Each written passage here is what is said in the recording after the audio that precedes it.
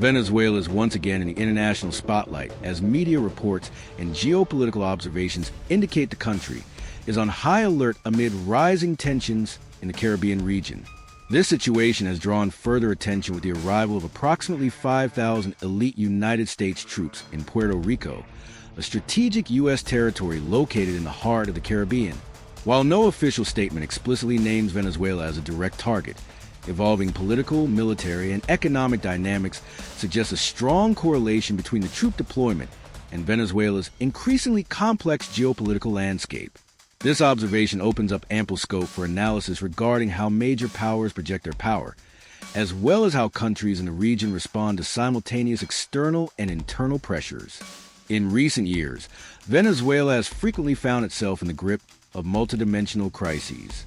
A prolonged economic crisis, the pressure of international sanctions, domestic political instability, and global conflict of interest have made the country a hotspot in Latin America. When the Venezuelan government raised its national alert status, many observers viewed the move as more than symbolic, but a reflection of real concerns about the potential for conflict escalation.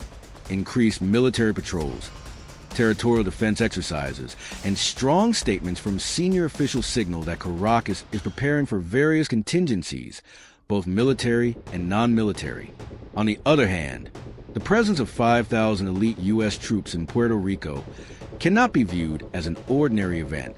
Puerto Rico has served for decades as a strategic fulcrum for the United States and the Caribbean, both for humanitarian operations, military exercises, and regional power projection. In the context of geopolitical observation, the deployment of large troop numbers almost always carries a specific political message. This message can be directed at allies, adversaries, or the international community at large. In this regard, Venezuela is certainly one of the parties most closely monitoring any U.S. military movements in a region relatively close to its territory. This tension is also inseparable from the long history of relations between Venezuela and the United States. Since the beginning of the 21st century, relations between the two countries have experienced sharp ups and downs, particularly following Venezuela's shift in political direction, which emphasizes national sovereignty and the rejection of foreign domination. This policy, while supported by some Venezuelans, also provoked a strong reaction from Washington, which viewed Caracas as a challenge to its interests in the Western Hemisphere. Within this framework, every U.S. military action around Venezuela is often interpreted as a form of strategic pressure, even if it officially disguised as routine exercises or strengthening regional security. From a military perspective, the deployment of elite troops has a deeper meaning than simply increasing personnel. Elite troops are generally trained for rapid, high-precision operations and specialized missions that demand maximum readiness.